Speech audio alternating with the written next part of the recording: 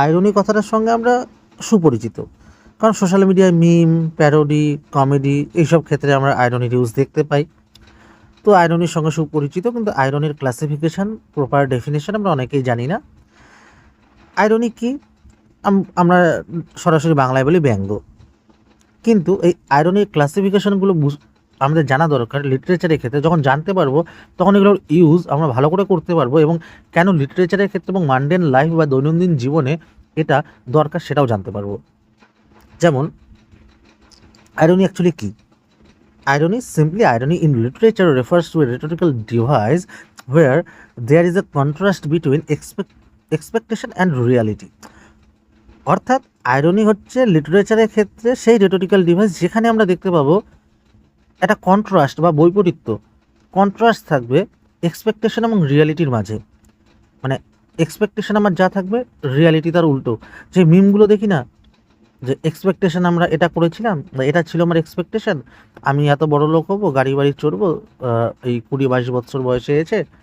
কিন্তু রিয়ালিটিতে কি দেখতে পেলাম, যে না, 20-22 বছর বয়সে আমি ভিন রাজ্যে শ্রমিকের কাজ করছি, কারণ রাজ্যে কর্মসংস্থান নেই। এই যে একটা আয়রনি, এটাও কিন্তু একটা সিচুয়েশনাল আয়রনি হয়ে গেল। এখন এই যে একটা টার্ম ইউজ করলাম সিচুয়েশনাল আয়রনি, সেটাও কি তাও বলবো, হয়তো নতুন করে শুনতে পেলে অনেকেই সিচুয়েশনাল আয়রনি আবার কি। শেষ পর্যন্ত দেখো, ক্লিয়ার হয়ে যাবে খুব সিম্পলি, এবং এটা মজাদার কিন্তু একটা টার্ম, এবং এটা ইংলিশ লিটারেচারের ক্ষেত্রে ভীষণ রকমভাবে ইম্পর্টেন্ট রেটোরিক্যাল ডিভাইস হিসাবে। তো কন্ট্রাস্ট আমরা কি দেখতে পাবো? এক্সপেকটেশন এবং রিয়ালিটির মাঝে একটা বৈপরীত্য দেখতে পাবো।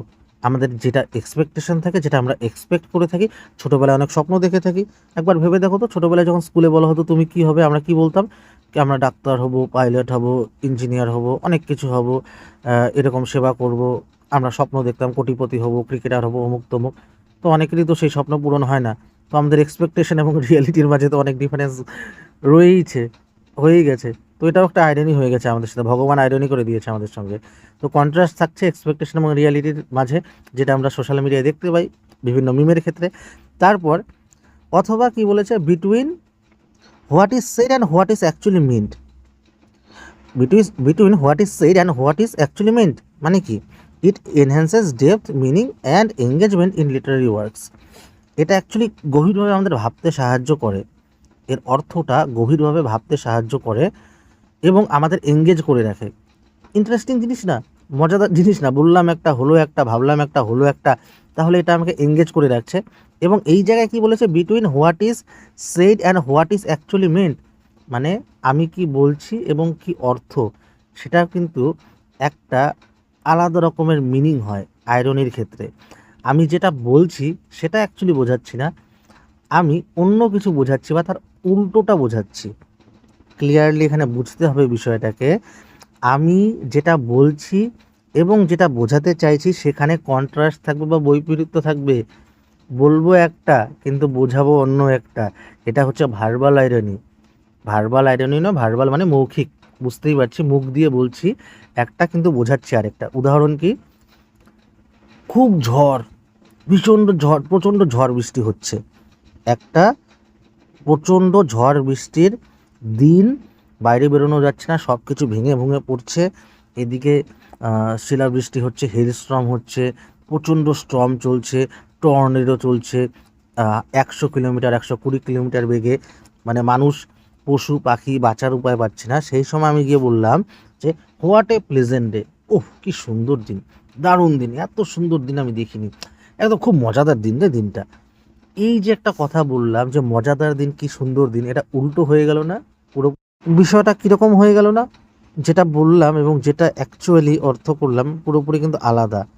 আমি অ্যাকচুয়ালি ব্যঙ্গ করলাম এখানে। আরও একটা উদাহরণ দিচ্ছি, যে প্রচণ্ড ঠান্ডা পড়েছে, উফ কি গরম পড়েছে আজকে রে, থাকা যাচ্ছে না, আজকে ঠান্ডা জলে স্নান করতে হবে। এদিকে টেম্পারেচার আমার মাইনাসে চলে গিয়েছে, বরফ হয়ে গিয়েছে, জল জমে বরফ হয়ে গিয়েছে। তাহলে কি এটা ব্যঙ্গ করলাম না? ইস দারুণ গরম পড়েছে, ভীষণ গরম পড়েছে আজকে রে, ভীষণ গরম। তার মানে কি আমি বোঝাতে চাইলাম যে প্রচণ্ড ঠান্ডা পড়েছে, আর হোয়াট এ প্লেজেন্ট ডে বলে বোঝাতে চাইলাম যে আজকে কি সুন্দর, দারুণ সুন্দর দিন, যে আসলে ভয়ানক দিন, ভয়াবহ দিন আজকে, মানুষ পশু পাখি গাছপালা সকলের জন্য। সেই ঝড়ের দিনটাকে বললাম, আর এদিকে বললাম ইস আজকে দারুণ গরম পড়েছে, প্রচণ্ড গরম পড়েছে। এই দ্বারা অ্যাকচুয়ালি বোঝাতে চাইলাম যে ভীষণ ঠান্ডা পড়েছে আজকে। তো অ্যাকচুয়ালি যেটা আমি বলেছি এবং যেটা আমি মিন করছি দুটোই কিন্তু পুরোপুরিভাবে আলাদা। এই দুটো পুরোপুরিভাবে আলাদা। এটাই হচ্ছে আইরনি এবং ভার্বাল আইরনি। এটাকে বলা হয় কি ভার্বাল আইরনি। এটা আইরনির একটা টাইপ। আইরনির মেনলি 3টে type: verbal irony, situational irony এবং ড্রামাটিক আইরনি। তো এটা হয়ে গেল ভার্বাল আইরনি, কারণ আমি মুখেই বললাম আইরনি বা ব্যঙ্গ করলাম। কি ব্যঙ্গ করলাম? যে ঠান্ডার দিনকে গরম বললাম আর ঝড়ের দিনকে সুন্দর দিন বললাম। এটা ভার্বাল আইরনি, মুখে বললাম, ব্যঙ্গ করে বোঝানোর চেষ্টা করলাম। এখানে আমি আমার বুদ্ধি খাটালাম, বুদ্ধিমত্তা দেখালাম। এটা গেল ভার্বাল আইরনি। এরপরে সিচুয়েশনাল আইরনির ক্ষেত্রে আসছি। সিচুয়েশনাল আইরনি কি? যখন outcome, when the outcome is opposite to what it's expected. যখন আউটকামটা হবে কি এক্সপেক্ট করছি তার পুরোপুরিভাবে অপোজিট, সেটা হচ্ছে সিচুয়েশনাল আইরনি। যেরকম এক্সাম্পল কি, a fire station burns down. Fire station burns down মানে কি? দমকল বিভাগ, দমকল অফিস সে নিজেই আগুনে পুড়ে গেছে। মানে দমকল অফিসে আগুন লেগে গেছে, দমকল অফিসে আগুনে পুড়ে গেছে। এটা সিচুয়েশনাল আইরনি। কারণটা কি? দমকল অফিসের কাজ কি? দমকল অফিসের কাজ হচ্ছে আগুন নেভানো। যেখানে আগুন লাগবে সেখানে আগুন নেভানো। সেই দমকল অফিসে আগুনে পুড়ে গেছে। তাহলে এটা কি সিচুয়েশনাল আইরনি হলো না? একটা ব্যঙ্গাত্মক জিনিস হলো না? যে যেই দমকল অফিসের কাজ হলো আগুন নেভানো, সে নিজেই পুড়ে গেছে। তাহলে দেখো এই জায়গাটায় এটা একটা আইরনি হয়ে গেল। কী রকমের? এখানে আউটকাম আমি কি ভাবি? যে দমকল অফিস সে আমার আগুন কোথাও লাগলে আগুন নিভিয়ে দেবে, এটাই তো এক্সপেক্টেড, তাই না? কিন্তু অপোজিট হয়ে গেল পুরোপুরি, বেশ দমকল অফিসটাই পুড়ে গেল। এটাই সিচুয়েশনাল আইরনির ডেফিনেশন। তাহলে এটা সিচুয়েশনাল আইরনি হয়ে গেল। এবার আসছে আরেকটি ভাগ, যেটা ড্রামাটিক আইরনি। ড্রামাটিক আইরনির ক্ষেত্রে যখন স্টেজে ড্রামা পারফর্ম হচ্ছে অথবা সিনেমায় পর্দায় সিনেমা দেখানো হচ্ছে, কোনো একটা সিন দেখানো হচ্ছে, এবং সেই ড্রামার ক্ষেত্রে, সেই সিনের ক্ষেত্রে অডিয়েন্স বা দর্শক জানে যে কি হতে চলেছে বা কি হয়েছে অলরেডি, কিন্তু সেখানকার একজন ক্যারেক্টার সে জানে না। ক্যারেক্টার মানে যে রোল প্লে করছে কোনো একজন অভিনেতা, সে জানে না যে অ্যাকচুয়ালি কি হয়েছে। দর্শক জানে কি হয়েছে, কি হতে চলেছে, কিন্তু যে অভিনয় করছে, অভিনেতা রয়েছে, অভিনেত্রী রয়েছেন, সে জানে না কি হতে চলেছে। দর্শক জানে কিন্তু সে জানে না। তাহলে বিষয়টা ব্যঙ্গাত্মক হয়ে গেল না? এখানেও একটা আইরনির সৃষ্টি পেলাম না? কন্ট্রাস্ট পেলাম না? একজন জানছে আর একজন জানছে না। এখানেও কন্ট্রাস্ট বা বৈপরীত্য, দুটো উল্টো বিষয় জানতে পারলাম। একজন জানছে আরেকজন জানছে না। তাহলে এটাও আইরনি। এটা কি আইরনি হয়ে যাবে? Dramatic irony. যেহেতু এটা ড্রামার সঙ্গে রিলেটেড, অ্যাক্টিং বা অভিনয়ের সঙ্গে রিলেটেড। যেরকম এখানে একটা এক্সাম্পল দেওয়া রয়েছে যে ইন রোমিও অ্যান্ড জুলিয়েট, শেক্সপিয়ারের লেখা বিখ্যাত সেই প্লে রোমিও অ্যান্ড জুলিয়েট, সেখানে the audience knows Juliet is alive while Romeo does not. অর্থাৎ অডিয়েন্স জানে যে জুলিয়েট বেঁচে রয়েছে, কিন্তু রোমিও জানে না। আর এই না জানাটার জন্যই কিন্তু রোমিও এবং জুলিয়েটের ক্ষেত্রে যে ট্র্যাজিক এন্ডিংটা একটা আসে, এই কারণেই, এই ড্রামাটিক আইরনির কারণেই এই বিষয়টা হয়।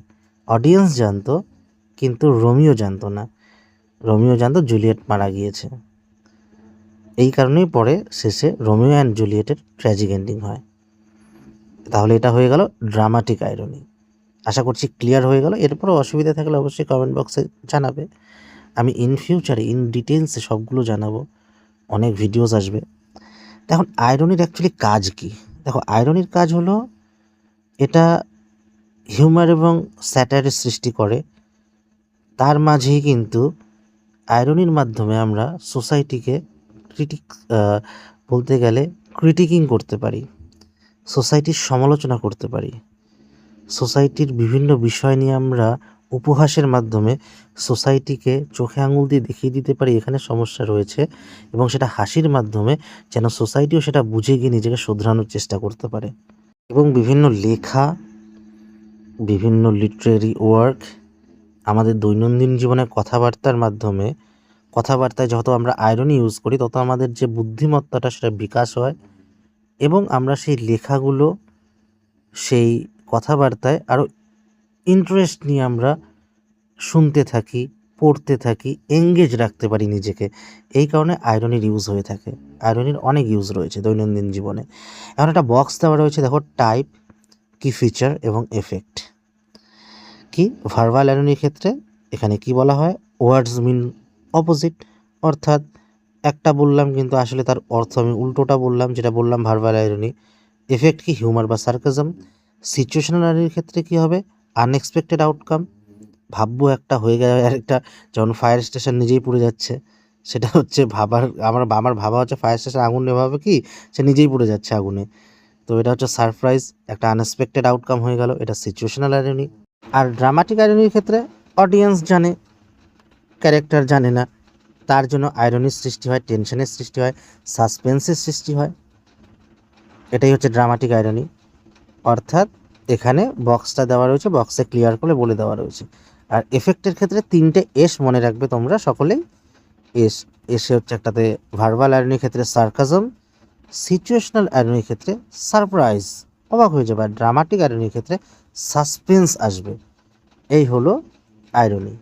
তো আশা করছি আয়রনি বিষয়টা ক্লিয়ার হয়ে গেছে, বক্সটা দেখে নিতে পারো।